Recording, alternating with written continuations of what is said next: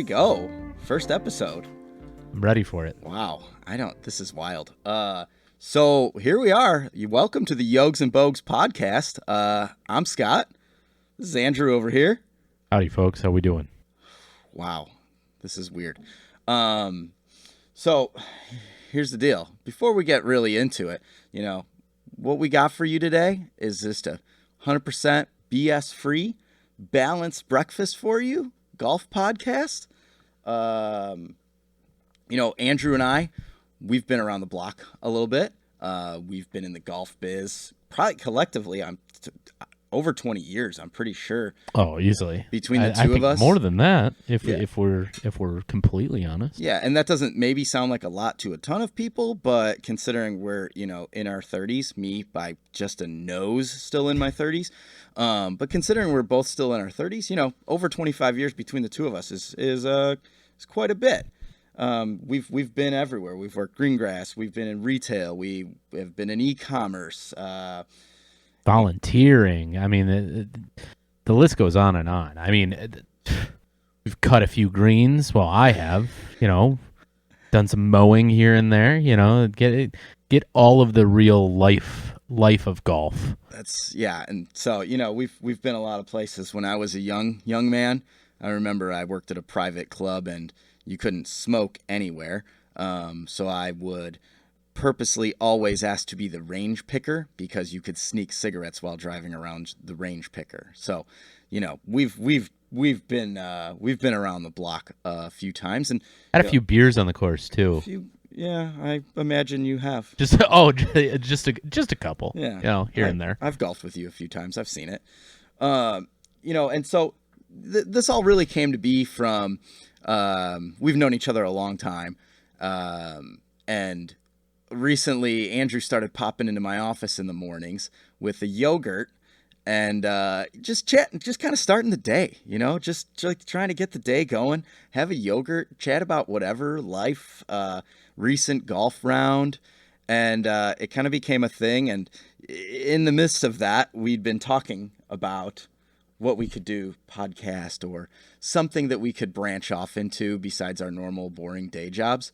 And so, Yoges and Bogues was kind of born, right? A little golf talk over yogurt in the morning, get a powerful balanced start to the day, protein pack. Organic, not only just the yogurt, but an organic start to your day. Yeah. And not always organic, but it can be organic.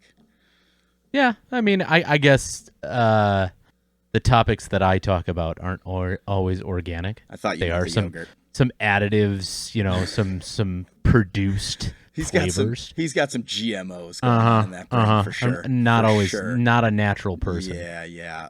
So, we thought it would be fun too, and hopefully, you all learned something. We thought, well, if it's Yoges and Bogues, maybe we need to try some yogurt and tell you guys a little bit about it. So, I just randomly picked something up to kind of kick it off.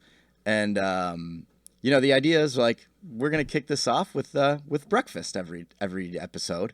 Obviously we got the first ever episode 1 here. So today you probably can't see it. We don't have that auto zoom camera.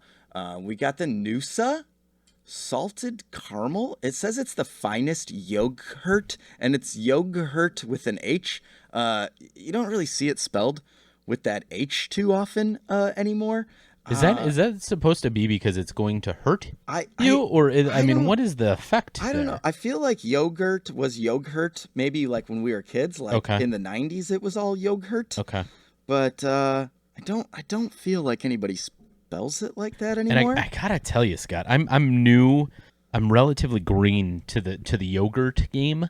As I started to come into your office and have my balanced breakfast, although I don't eat very much in the office, it was, I'm the kind of guy that needs to have something in his yogurt, maybe granola, some sugar, something. I'm a big guy. You can see that, folks. So big body. I need something, other than just this yogurt. But this one, I, I'm not gonna lie to you. This looks dude, pretty when I appetizing. saw this with the big, you can't see this, but there's like this strip of caramel on the bottom that looks like pretty appetizing. I'm not gonna lie, it looks pretty appetizing.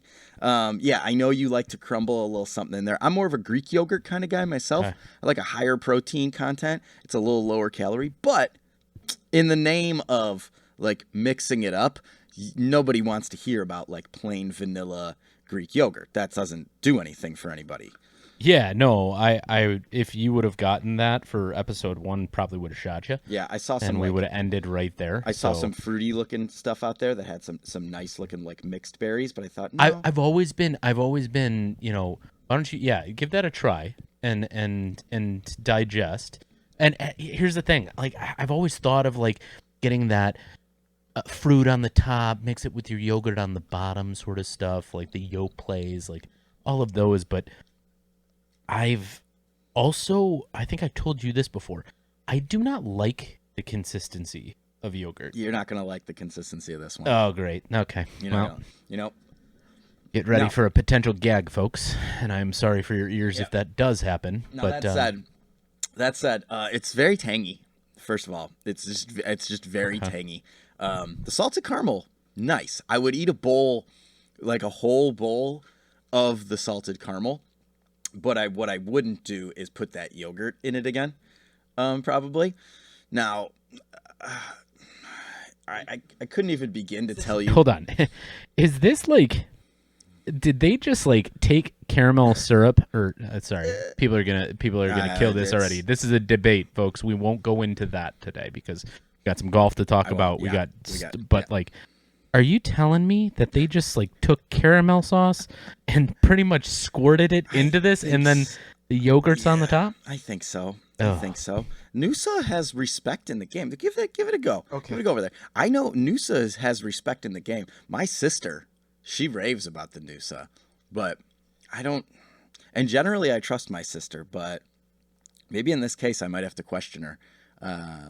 I would probably, I would give this a low score. I don't even know what our score system is, but like if we're talking out of a 10, this is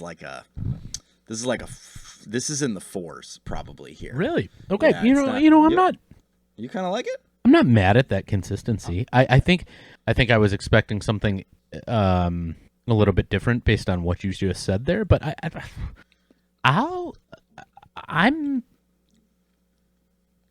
I think that's more of like a dessert yogurt. That is a dessert. I don't wanna eat that for breakfast. Yeah, right. I'm gonna give it out of a 10 a 6.3. Okay, he's going 6.3. I'm gonna stick with a 4.8, and just that one's not gonna. It's a no from me, dog. Okay. All right. It's a no from All me. right. Dog. Yeah, and not gonna buy it again. But if it comes across your fridge because your wife buys it, If it it's a filler. Yeah, if it appeared, like I would. Okay. Nutritional facts wise here, guys, like 6 grams protein, 160 calories. You're not getting you're not getting boosted off of this thing to start your day. Okay. Here a little bit, it's like Andrew said, it's a bit of a dessert situation. Yeah. But that's fine. That's fine. Hey. I'm glad we gave it a go. For the inaugural start, I am okay with that yogurt being the lead in. I mean, I think obviously based on your score, you'd have a little bit more, maybe. But we're gonna try some yogurts through our way. Yeah. I mean, to be honest, like this episode is probably going to be around a 4.8 when it's all said and done. So I think everything's going. We'll really let you line be up the here. judge of that. Yeah, All right. yeah, Go ahead and yeah. tell us, review it, send it to us, talk some crap. I'm okay with that. That's helpful. I definitely want you to rip us apart. Unless this is the best thing you've ever heard. Could be. If that happened, wow, that's not possible. But I like the thought. I like the thought. So all that said, why don't we get into a little bit of golf? Yeah. So let me set the table. When we were trying to figure out, like, oh, where do we begin? Right? Where do you begin when you're doing this kind of thing? You have conversations every single day about a million things about golf, right? When you're a golf addict, you have these conversations every day, and we thought it would be nice to kind of go back a little bit here and talk about the state of the game today and where it sits, kind of the post COVID. Yeah, I dropped the C word already. The post COVID golf world. And if you haven't been following, great, because this is like where we thrive, kind of these ebbs and flows of the golf industry.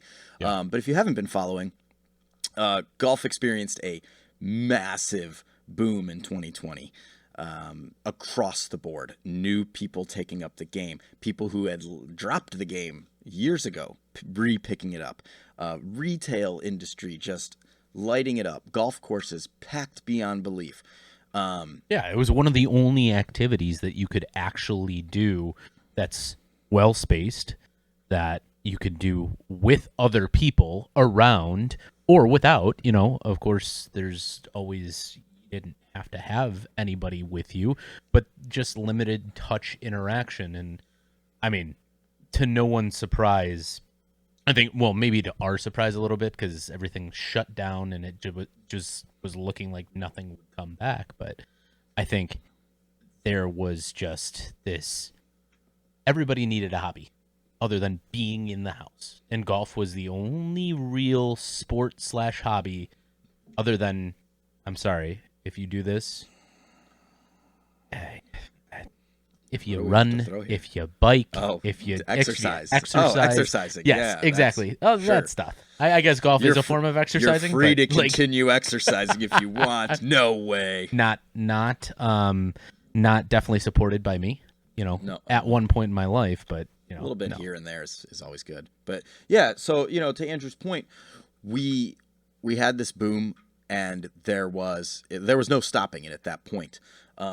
However, we are over 2 years removed from that moment, and we've started to see things normalize a little bit in a lot of different ways. And so, what we want to tell you about is, where we really sit today, and what happened, and where it's going, and what we think it should happen next. And look, we have no control over that, so none of what we say probably matters, but I think we have some good ideas, so we'll find out. But the first thing is, we had all these I'll call them the COVID golfers, and these were people that took up golf amidst the pandemic, and for all of the reasons Andrew just talked about, these are the people that took up the game and started playing it because it was the only thing. And in my opinion, those golfers are gone and probably weren't going to stay. Golf is too difficult. Golf has so many, as we talked about, unwritten and written rules to learn. And those golfers, basically just came in because it was the only game in town. But the truth is that golf doesn't provide the experience and entertainment value that all those normal things that people were doing did for them. It didn't provide that dopamine hit for the new golfer the way some of the other activities they would take part in would. So it was very easy for people to kind of slowly remove themselves from it. Does that? Yeah, I agree, but I also think that it did gain a lot of following from your average. It definitely made a wider gap of your average golfers in age, various different things. And I don't think that, I disagree with you, because I think that you are always going to lose a certain percentage of COVID golfers, but then you were going to gain, just like every year you gain with somebody trying golf new. It's just a lower percentage because, again, it was the only game in town. And I think you were always going to lose a certain percentage, but you gain some loyal followings. I had a couple of friends that picked up the game during that, and now they can't stop contacting me at work saying, "Oh, what can you do for me? What can you do for me?" The natural stuff. But and I think what's likely, what you were saying, unless they are engaged more and more and more, and the game kind of changes or markets to them, does various different things to attract them, yeah, sooner or later you will lose them. But right now they caught such a hot hobby, whether it be because they were athletic and they liked the challenge, or all of their buddies did it, or something, there was some sort of social interaction, or they found a course that they really, really like, but naturally, COVID golfers, they probably fell off to a higher percentage than would a regular guy picking it up on an off year. Sure. So yeah. Do you think Did you golf? just say dope?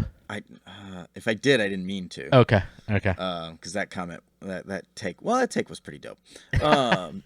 So you make a good point. You make a really good point that you were gonna grow by whatever 25% for a year, but it was gonna work itself out to say, hey, in the end of this, you're gonna gain 5% new golfers. And the other thing that I think we'll see in maybe 10, 15 years is, because it was the only game in town, it probably rushed a certain amount of parents to put their kids into that particular game. Team sports were picking or were going down because you weren't going to have that touch interaction or anything like that. And I mean, we'll see. Just much like all right, we'll go back to it. Like this guy's revolution, and how all those golfers, because people remember him, and parents needed to show their kids, and now we're seeing kind of like that age generation coming up. Yeah. Maybe we'll see in 10, 15 years the COVID generation of people that introduced their children and introduced other people to the game because it was the only thing to do. You're blowing my mind right now. You're blowing my mind right now. That is fair. That is fair. And I mean, you have these cyclical nature of, I think you like to say, and we both like to say, like, grow the game sort of cultures. Like, how are we going to grow the game? And I hate saying it. I know. I don't think there's anything that like one particular I mean, fortunately, well, I don't think we're ever going to see that ever again. But like the grow the game, like how are you and I going to grow the game? I don't think it's possible. It's more of sustaining what might have happened to grow the game. Incremental changes over time. Supplement that and push our way into it.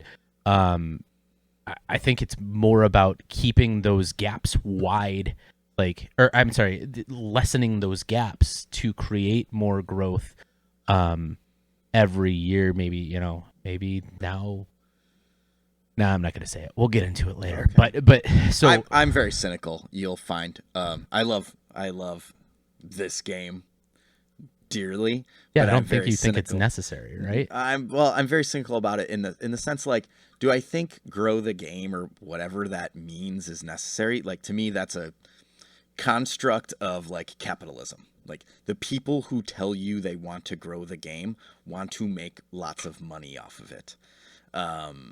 And that's fine. They're allowed to do that, but the agenda they push doesn't really fit actually changing it or adding anything new to what's existed for decades, right? Like, think about your greed and think about your grandpa. Like I used to golf with my grandpa when I was 9. Like, to me, golf is not any different now, really, than the golf I played with him growing up. Like, yeah, we got speakers. We got Bluetooth speakers. And, the clubs are made. What are you talking about? You don't drink 15 beers around? I mean, like, he did that probably. Oh. That hasn't changed. Hey, I guess. I'm pretty sure people were drinking 15 beers around for decades here. Yeah, I wasn't the first to invent that. Yeah, you didn't. I created drinking 15 beers on the golf course. It's trademarked. But no, like that's the thing. Like, it's to me, it's a construct of like capitalism, and you could do that the right way. You could say, hey, I want to make more money off this by changing the culture of it, or changing the way Way it's it's played. perceived, and the Yeah. way it's done, and the way you play it, and the way, right, the way the experience actually is when you go to a golf course. I don't. I had something in my head on the way over here today, and if you've ever been to a high-end golf resort, stay and play kind of place, I can tell you, like, Sand Valley in Wisconsin. It's a Mike Kaiser property. It's an awesome place, but the thing they do is make you feel like you're the only person there when you pull up to the door. And there are thousands and thousands of people that roll through there every day. And I don't every know about person, every day, but probably hundreds. well, I'm sorry, but every week. every week. Yeah. Yeah. Yeah. Every week there's thousands of people, right, that are coming through these doors, whether it's to eat, to play golf, to play the 9-hole, to hit balls on the range, to just see the property. They make you feel like they want you there. And clearly their staff is trained to be amazing at that. I don't know what would be holding back your daily fee public course from treating you the same way. Yeah. I mean, money. What are you paying? I think Sand Valley is. I don't think the you- guy at the bag drop at Sand Valley makes $85K a year or something. No, like that, no. you know? No, I'm saying more of like, but you are. If he does, I'm Let's moving go. there, Like, yeah. why haven't we yeah, found actually, that before? I'm gonna check that. Let's look that up after this, and we'll decide if we're recording podcast 2 or if we're going to Sand Valley. And sorry to the bag drop guys at Sand Valley. No offense, you're amazing. Okay? Yeah. Just so you know. Keep doing what you're doing. Yeah. And please, you want to throw us an invite to come out there anytime soon? Good with that. Yeah, and they're probably booked till like 2024 anyway. So, it's a wonderful idea, and we've talked to other things, other experiences, and we'll get into it a little bit about what golf courses could do, or what they could throw out to amateur golfers, or I mean, we're all amateur golfers, newer golfers, and how they market to them and give them that sort of first end experience, rather than, just making it, okay, hey, pay your $45, here's your cart key, and turn it in when you're done with your 18 holes. That's kind of what I'm driving at here. Yeah. Is, and I know how hard the people in this business work. I know how hard the golf pros work and how difficult it is, and how there is probably not enough money to go around. But a lot of times, more money in means more money out. But then how do you explain that? We kind of did with golf still being up, but like, how do you explain that rounds they are still up? We're still fully booked at most peak times. Mm-hmm. Prices are up clearly, because just that demand is there. So obviously, why not raise the price of your supply? Because people are gonna pay it. They're getting there. So, like, what do you take that money, and what would be your number one ideas to keep attracting people to that, so we don't have this drop off, and we don't get back into that, cyclical nature of things? Are you actually asking me that? No, question? I'm definitely asking you. Yeah. I mean, to me, well, look, I'm a person who's played golf for 20 years. Like, I get it. Well, I know. I mean, hold on. Let's stop right there. Uh-oh. Because you're already talking about early retirement, and so I'm pursuing other passions. okay, but now keep going. Like this. I've played golf for 20 years. I get it. I know how it works. I know that you just walk in, tell the guy at the desk your name and your tee time. He gives you a cart key, and you go to the first tee. I get how that all works.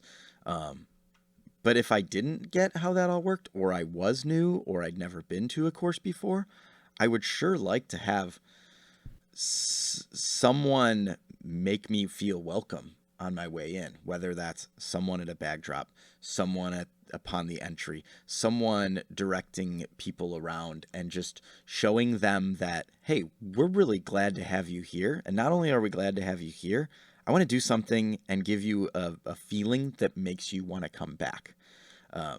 The course is going to dictate a lot of that. So we'll get there. And I can if you'd like, but make me feel welcome and go, wow, man, these people are so amazing. This place is so cool. They really want me to be here.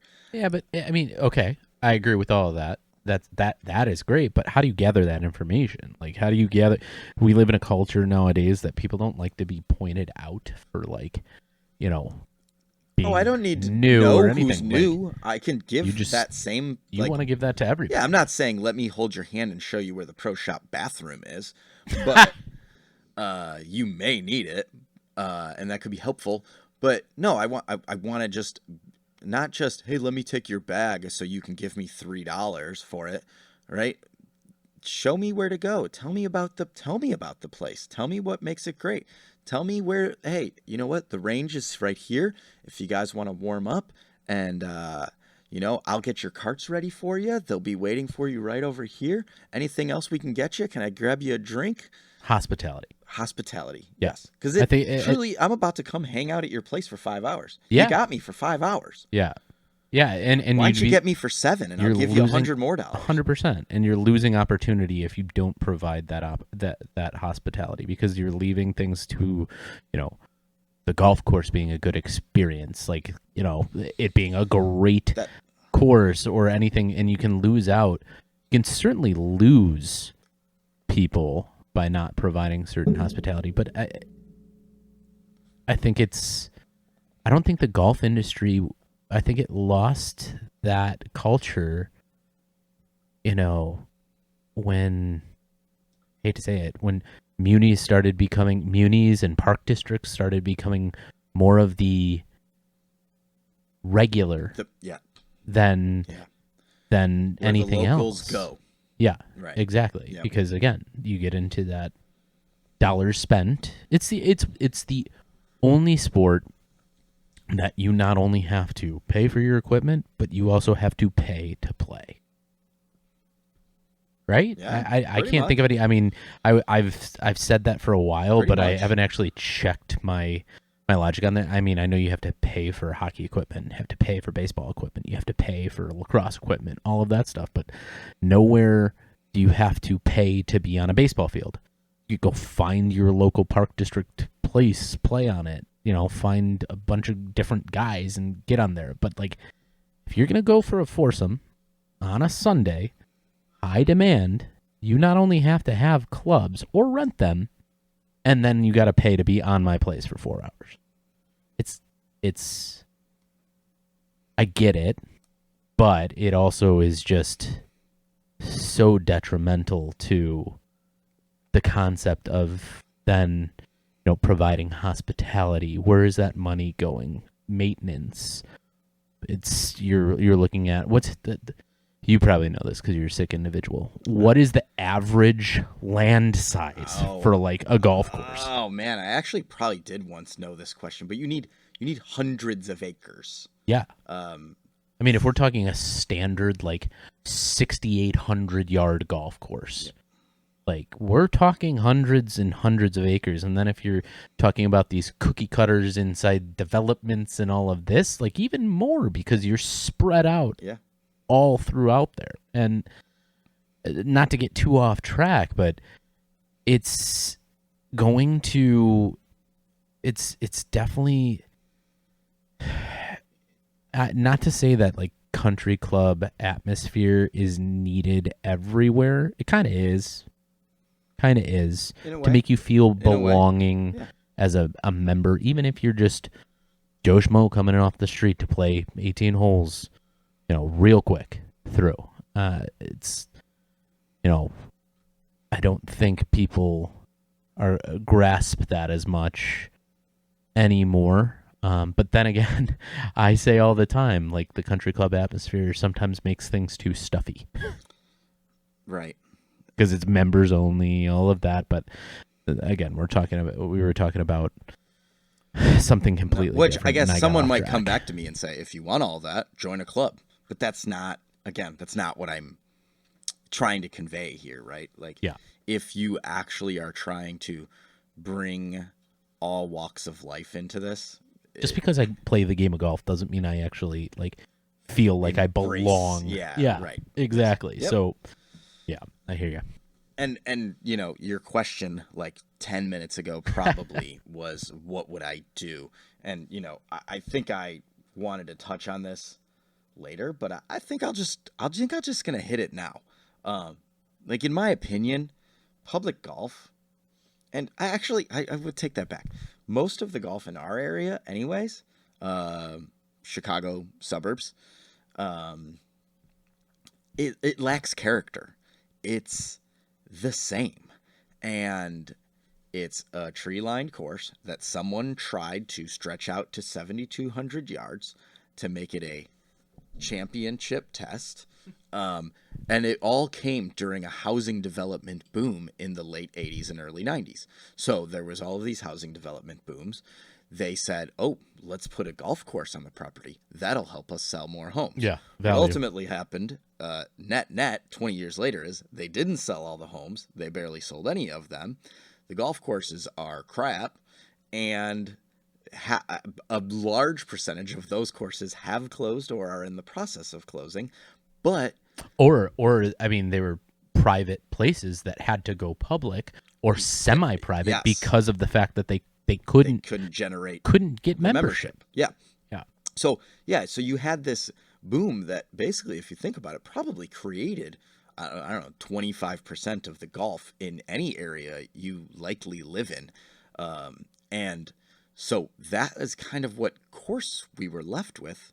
There wasn't any focus on design, interest, appealing to a wide variety of players, appealing to the beginner and the skilled player at the same time.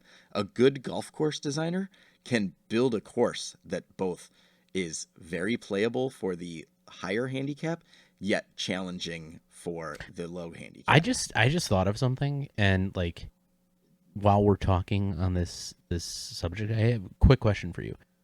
When was the last time you saw a new golf course go up? Like a Not public, not like rebranded, not like anything, closed to reopen. Like, I couldn't tell you. I could not even tell you. No. Could not tell you. Kind of sick. Yeah. Not in a good way. I know you like to use sick as Yeah. but like, I that seems like a problem to me. More courses closing than opening. Obviously, it's coming generally back to where it should have been Yeah. for the amount of demand. Like, the supply is coming back. and generally, to the real like, I mean, demand. like, instead of people, I think businesses see that almost nowadays, or big, like, lost cause. I wouldn't open a I golf wouldn't course. take that. Yeah, I wouldn't take that. I mean, unless you had a different, complete concept of the game of golf that could draw people to draw people And that's to the what's place. going up Yeah. these days, right? Yeah. Interesting resort golf with Top par golfs, threes, all top of the- yeah. golfs, your resort stuff. A lot of like par three and putting courses going up at these places. Yeah, that's a great question. But yeah, we're not seeing the local muni opening a new one or getting a facelift or anything No. of that nature. No. Yeah, that's a great question. I would actually love to find out the answer to when was the last time somewhere in our area opened a brand new golf course. I bet it's been minimum 10 or 15 years, if not 20.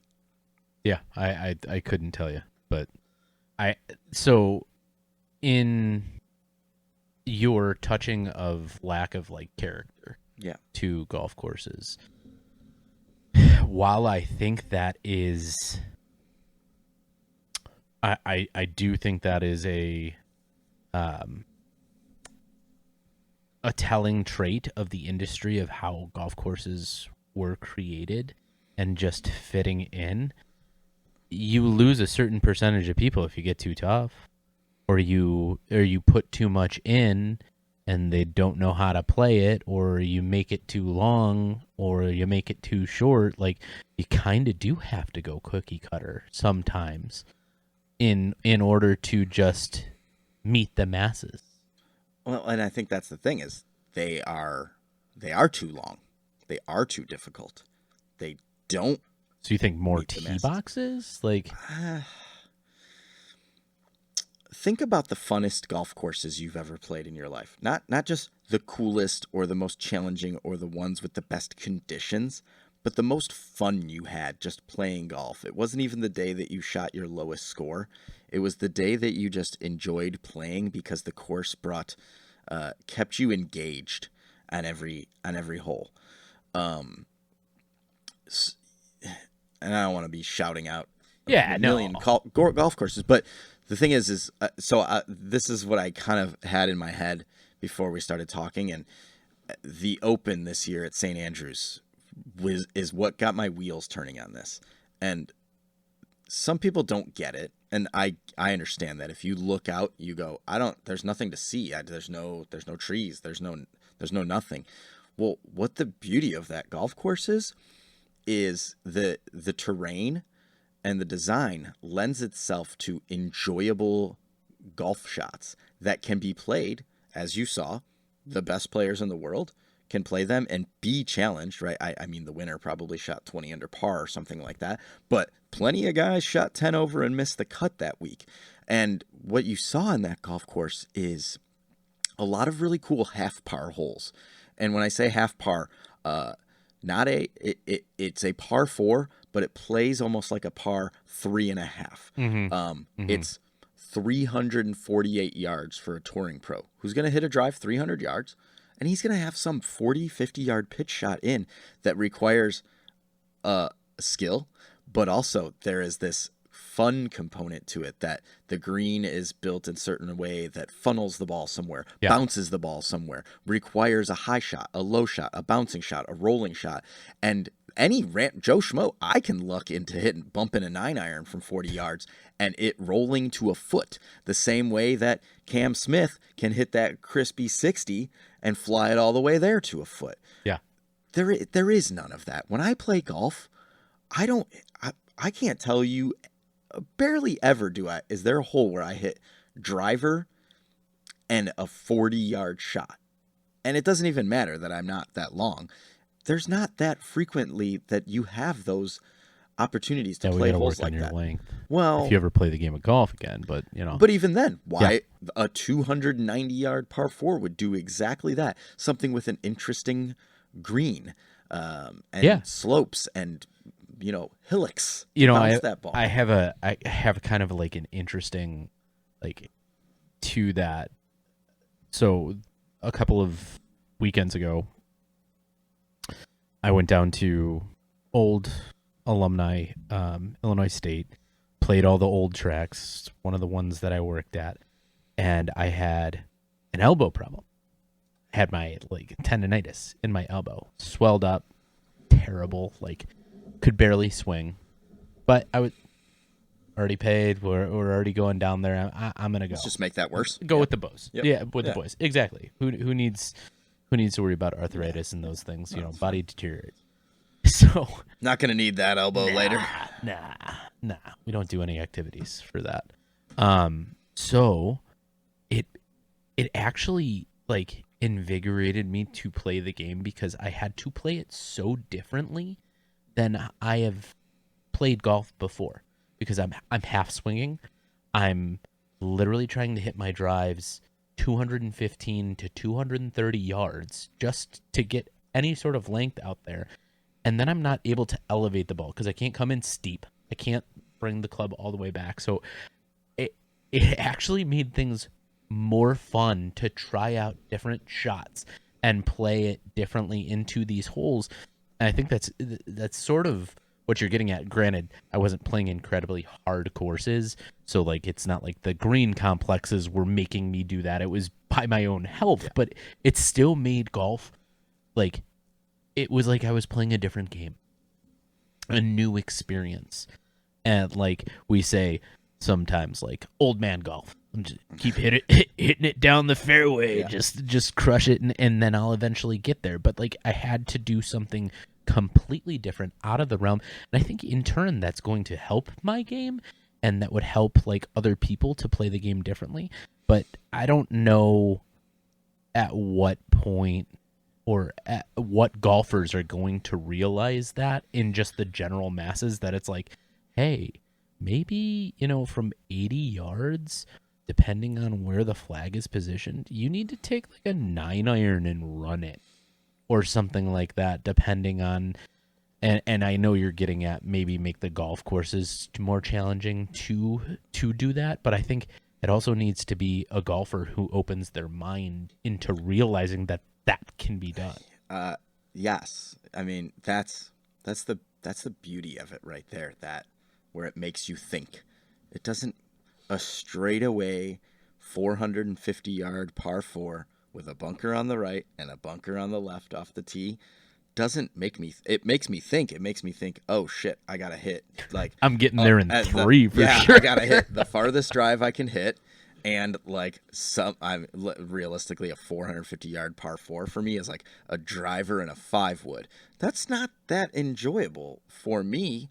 That would be a cool par 5 for me, but not, that's not enjoyable golf. That's stressful golf for a person whose skill level doesn't dictate that they will hit 2 very, very well executed shots in a row. Now, take that same thing, make it a 310-yard par 4, and all of a sudden I got 60 yards in, and now I got something interesting to happen. Yeah, here. we could get into like the. And I'm not saying every hole should be 310 yards. I hope that's the reason why there's a handicap system in golf and all of that stuff. Yeah. I want to be clear. I'm not saying every golf hole should be 300 yards par 4. That's not what I'm saying. Like, I think on that same note, if I have a course with a few of those, I would love to have a 240-yard par 3.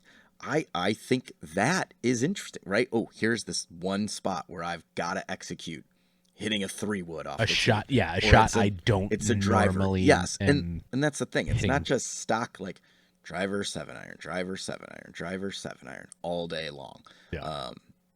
So I don't. Again, no. I said I was going to be cynical. I said I would be cynical. But I'm with you. I think that also, as much as we hold golf courses accountable, you kind of have to hold the golfers accountable, because where we're at, obviously, my age, my stature, everything like that. Like, yeah, that is the game that I play.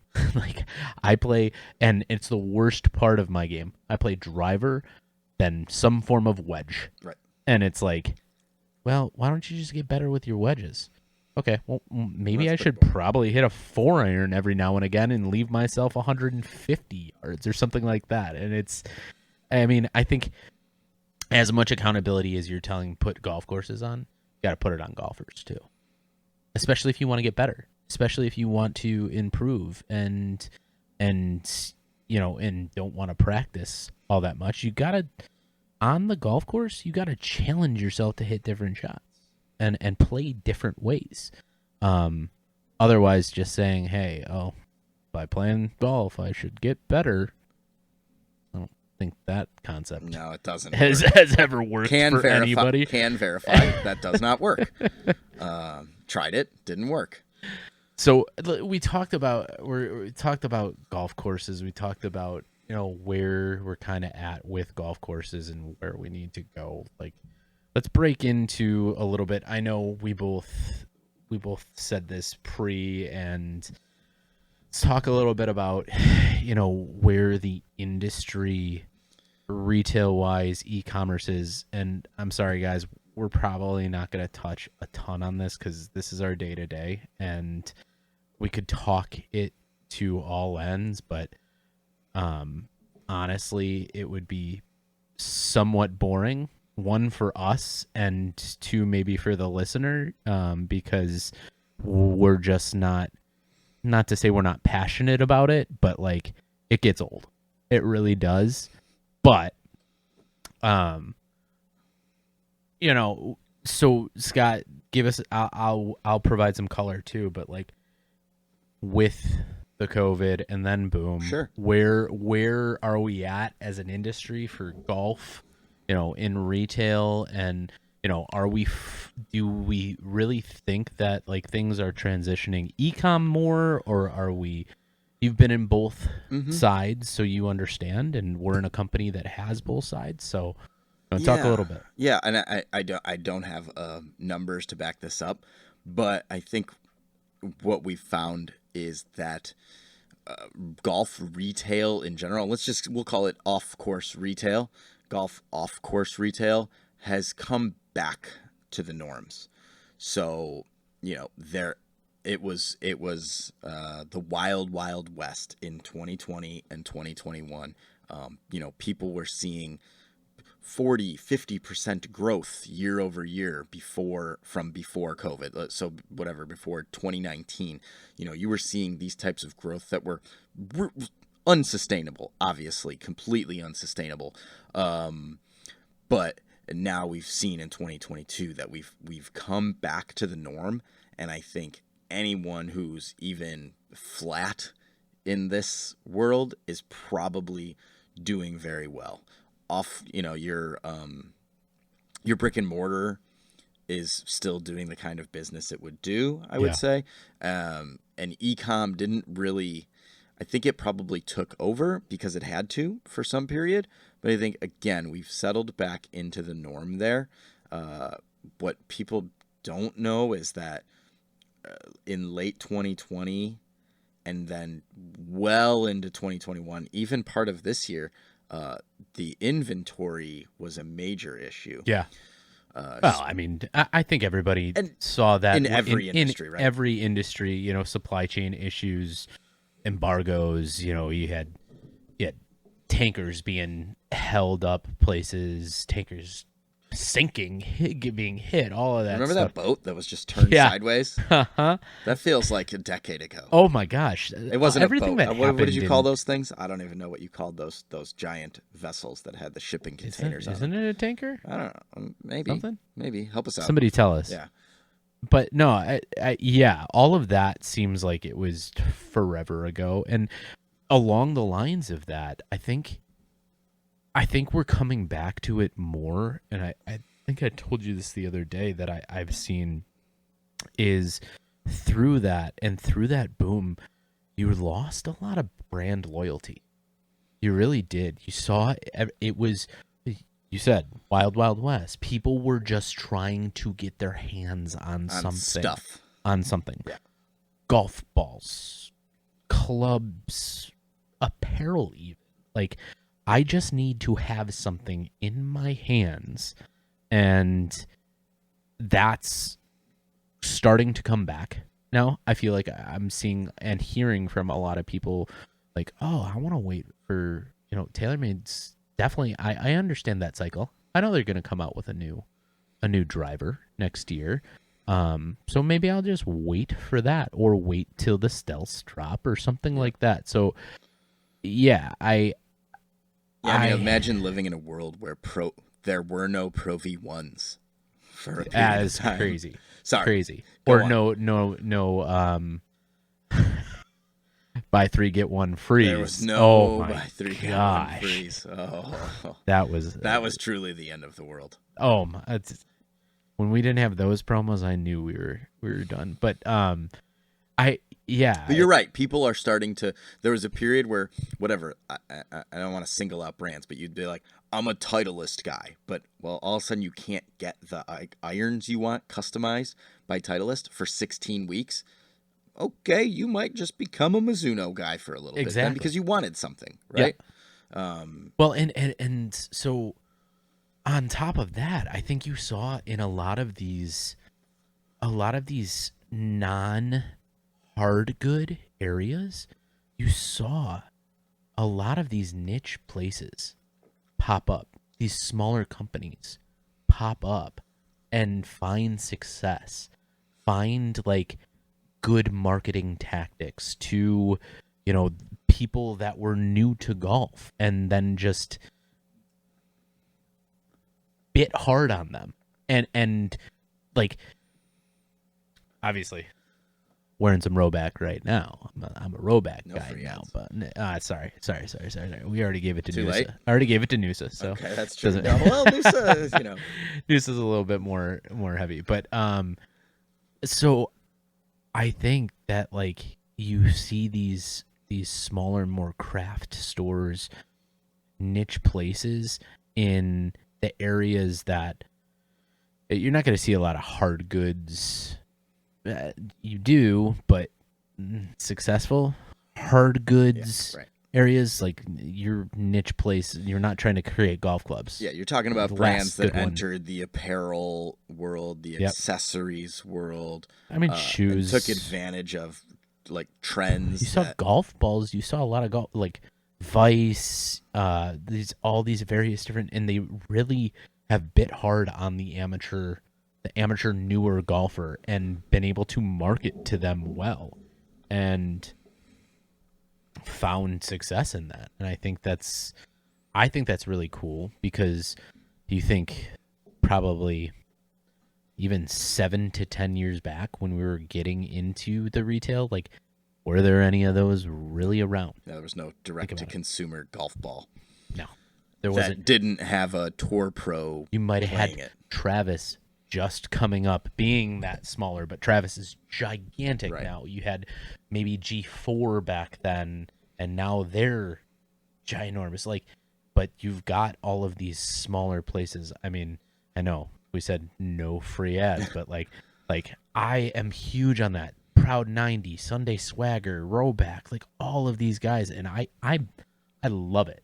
I love what they're doing. I love what these companies are continuing to do for the sport to make it look young, feel young, just being yourself out on the golf course no matter what. And I think that's really going to help retail, period,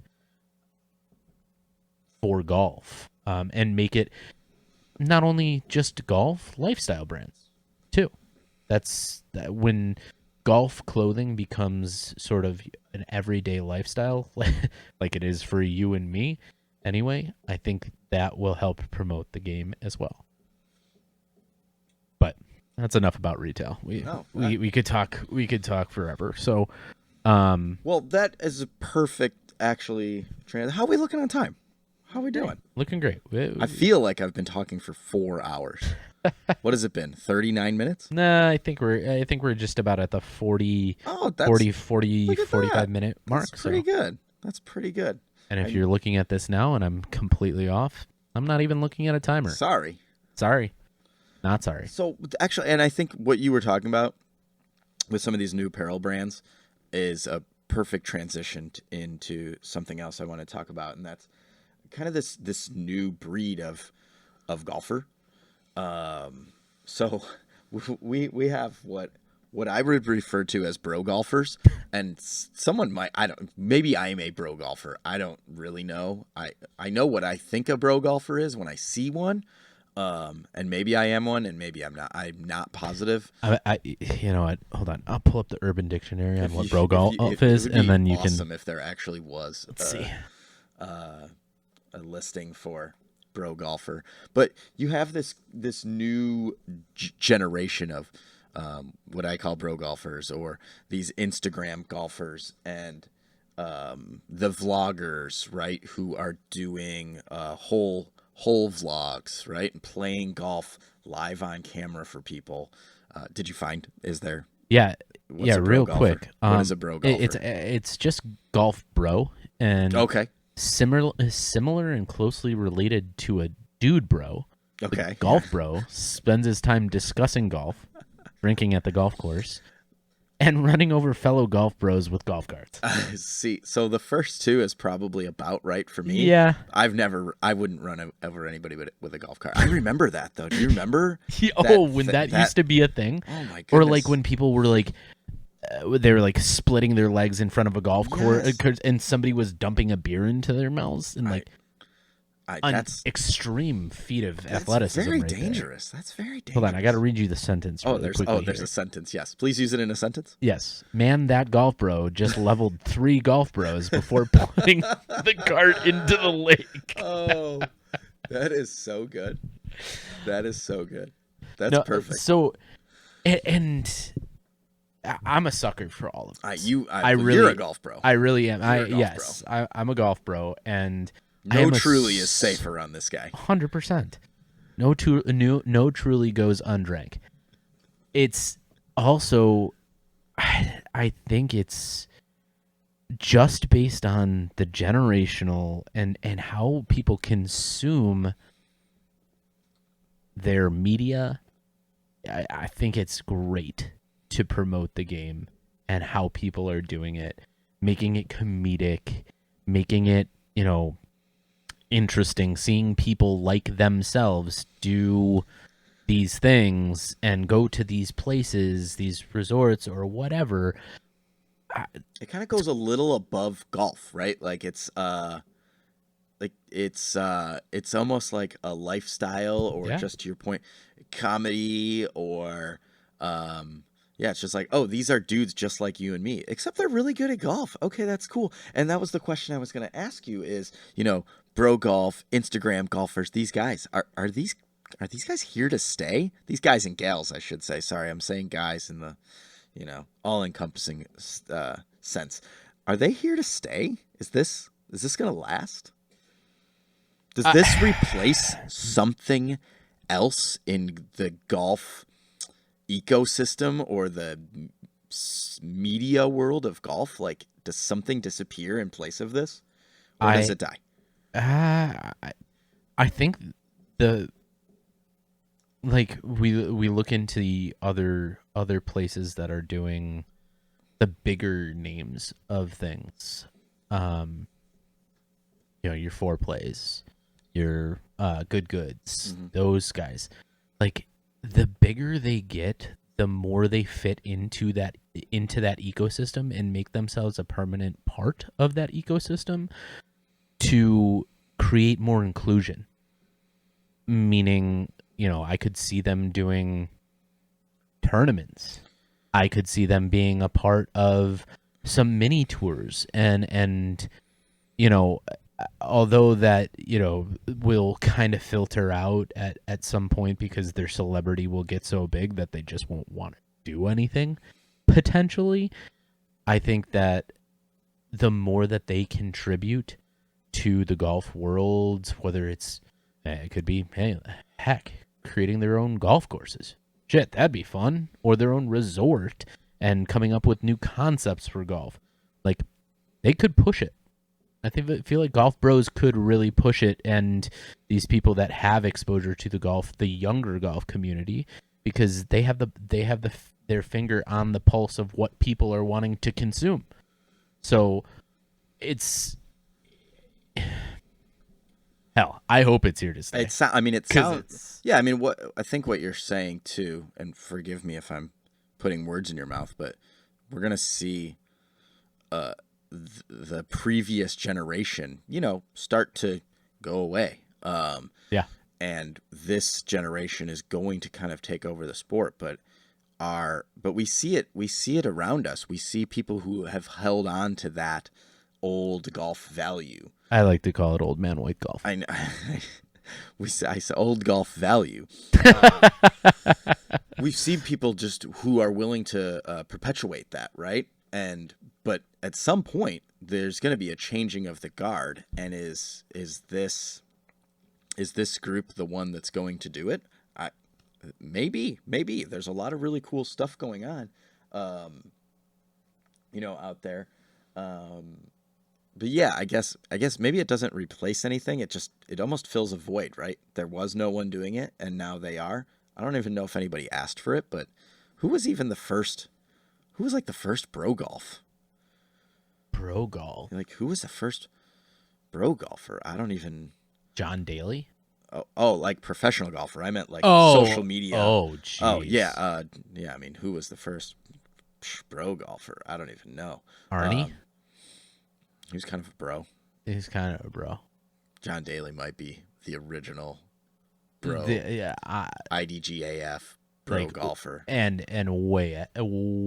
But I mean, you had ahead of his like time. Eric Anders Lang doing like really, really great stuff. I mean, geez, probably 6, 7, 8 years ago, I making think even adventures before in that, golf. where That he would was do really, travel yeah, shows. so unique, and maybe sparked a bit of that generation to like do something and try something different in golf, which is really cool. It's really cool that we're seeing, what's going on here. Okay, follow-up question for Hit you. me.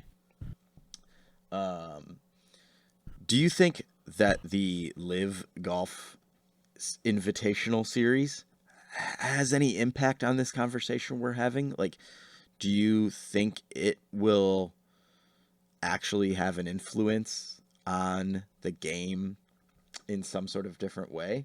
And the kind of the reason I asked the question is, I've been a detractor, which you'll come to find Oh yeah. over time if you've spoken with me ever. But on the same note, I will say, right, it is like fast paced, no commercials, less Cialis, overall, right? There's just less Cialis mentioned, overall. And I think like, That was a line you've been waiting for a long time. I wrote that one in Yeah. advance. I did. Yeah. I did. I hope somebody laughs at it. Like 4 people laugh at that. I'll be happy. But is it actually gonna do something? You'd hope, but I don't know if it's going to get that exposure. I mean, I think the thing that I like, and this is a very it's a very small component. I like how it is currently shown. It's a younger consumable in YouTube. I think more people that wouldn't be exposed to a golf round on television are more likely to stumble across it. Everyone has maybe YouTube on their cell phone. Everyone does. Everyone has, and I think at least the younger generation, which I'm all for them seeing more golf and being like, oh, okay, I want to try that out. That's great. I think all of those concepts are promoting the regular golfer to go out. Shotgun starts, quicker rounds, concerts after after rounds and stuff like that. As much as I don't like the way it was built and all of that, which we don't need to do. Yeah, we're not going to go into. We could go into that another time. There'll be shows down the road. But okay, so you say it will do those things. I don't. Golf doesn't do, like watching pro golf on TV doesn't really drive any of that. Now, like when I watch the Masters, watch the back nine on a random Sanderson Farms golf. Sorry, round, Sanderson Farms. Yes, apologize. Great tournament. Congratulations to Mackenzie Hughes. That's who won it. Congratulations on your win, and you won $1.8 million. So congratulations to you on that.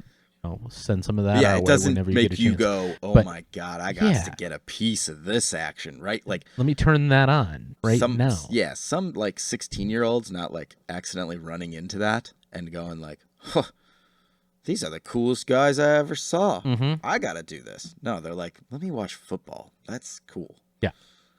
Yeah, but so I think we just went almost an hour without saying the word "cool," by the way, which is actually amazing. Cool is not as cool as it was. When I run back through this, I'm going to do a cool count. So, but talking about that, like a point I wanted to make, acquiring golfers or making golf seem cool, I think it's other than these making golfers marketable to places, seeing the other people that play golf. I'm talking athletes, I'm talking celebrities, I'm talking and exposing that more to the younger generations or just other people in general, like that makes golf seem cool, and maybe I want to do it because I saw, gosh, the New York Steph Mets. Curry.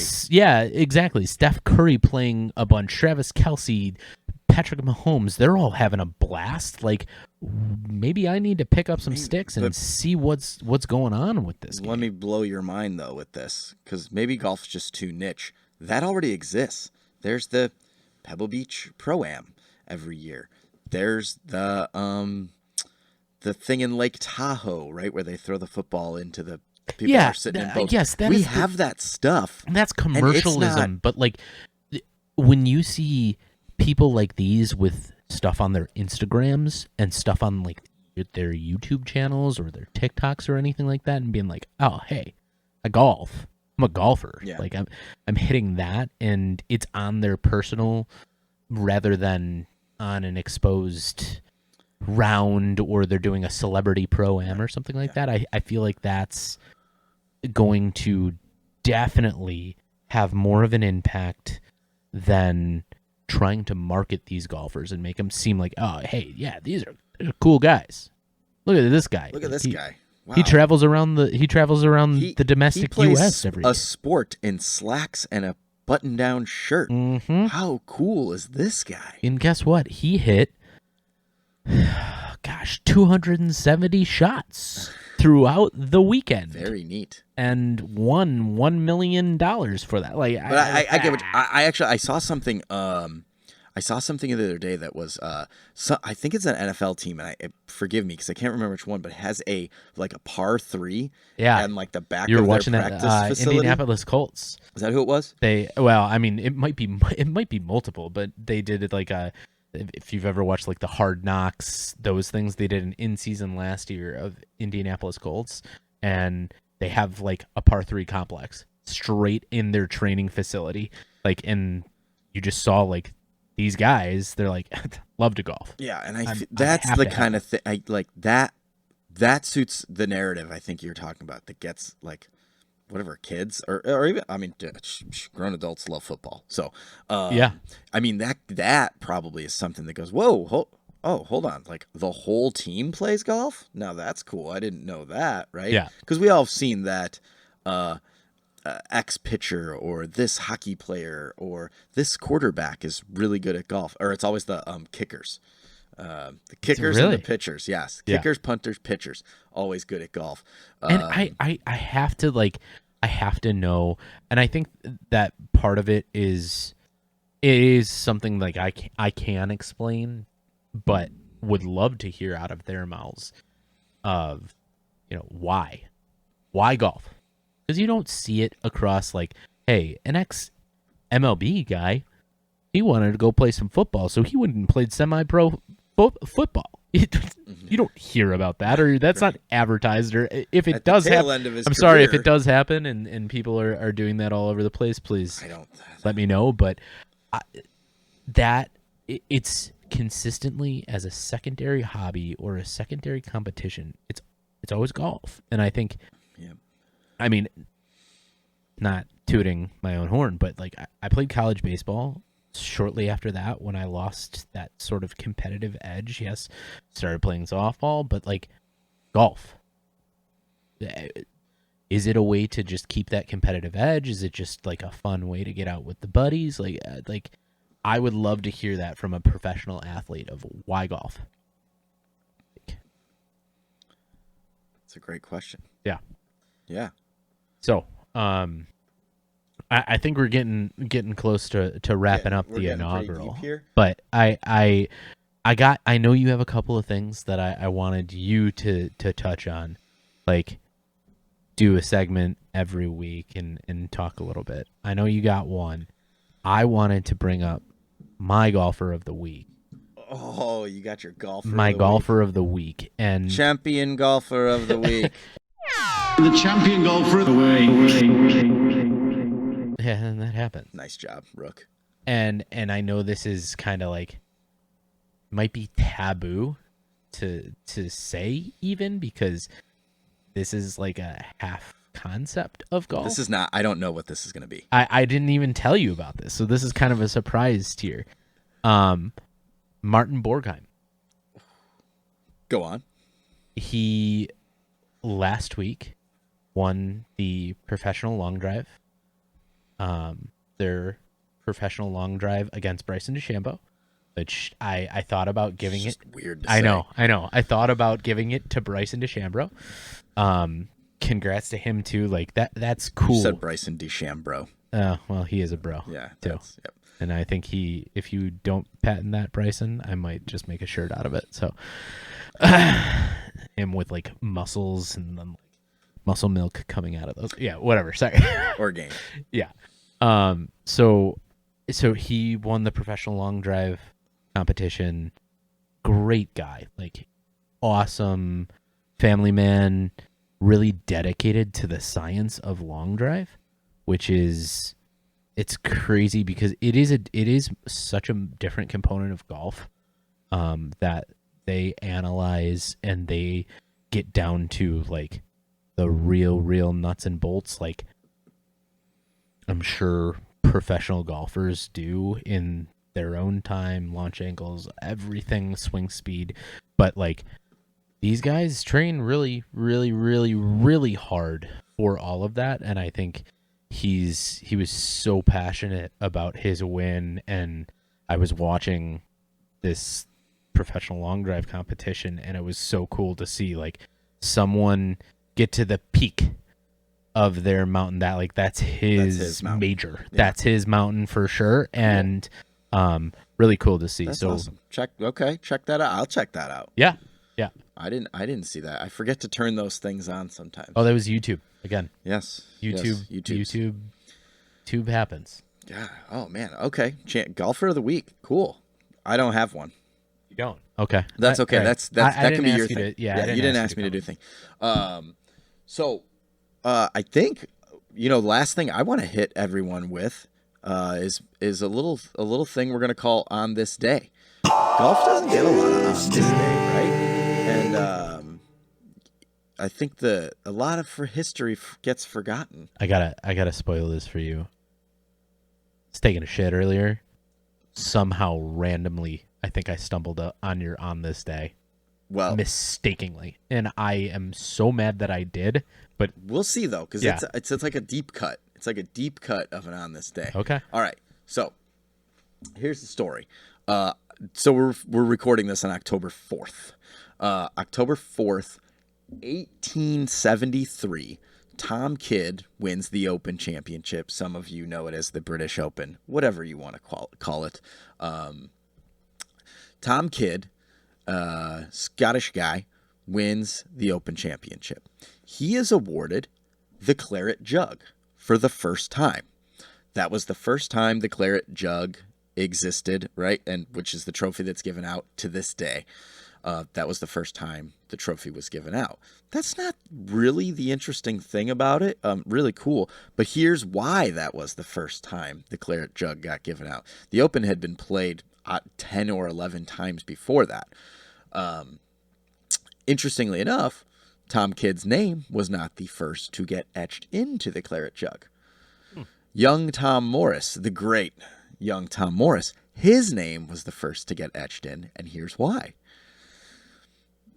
Prior to that Claret Jug existing, the Open was you played for a championship belt. It was called the Challenge Belt. It was a big leather belt with a giant buckle, like very Anthony Kim, like think Anthony Kim That's times awesome. 10 belt. Yeah, it was actually really cool.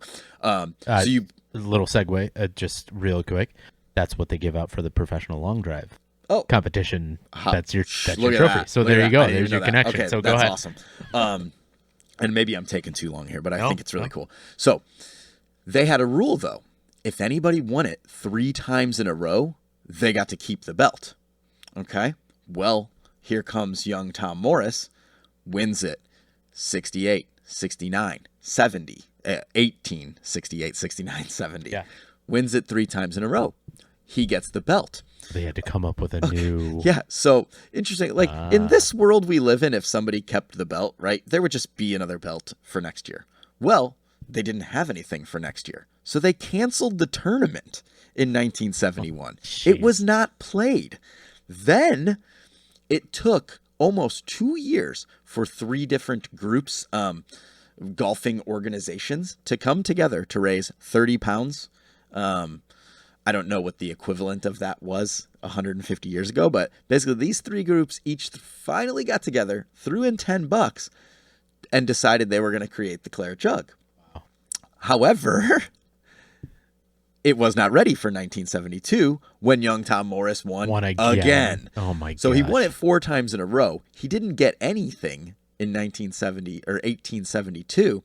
And then in 1873, the jug was finally ready, but it was supposed to be for the year before. Tom Kidd gets the jug for the first time. Young Tom Morris's name goes on it first. Wow. And that is your On This Day. I love it. Let's bring back belts.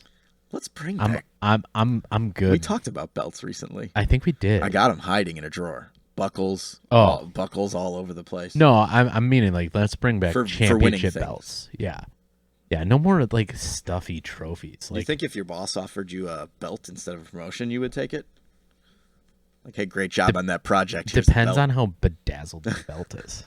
Like that might be actually sick because I'd wear it around the office with pride. Wow. Actually, no, I'd probably just like strap it over my shoulder and be like, "What's up?" Look at that guy. Yeah, he nailed that conference call. Definitely nailed that integration last week. Oh, big time, big time. Oh, well, anyway, thank you for doing this. Thank you. Anybody who ever sees this. Other than the, maybe 15 other friends than and our family moms, that we send this out to, you randomly stumble upon this, we'd appreciate just any sort of interaction. Any Let's feedback. talk. What can we do? What do you want to talk about? We'll be back though. Yeah. We'll be back. I got more. Yeah. I like it. All right. And if you guys didn't know, gotta tell you, this guy created that intro and that outro. Like, talented man over here. And we're gonna keep running with those. I like that. You got some smooth jams. Thanks, and brother. That'll Thanks, help help with the rides in and rides out. More jams to come, and we'll see you all in the next one. Peace.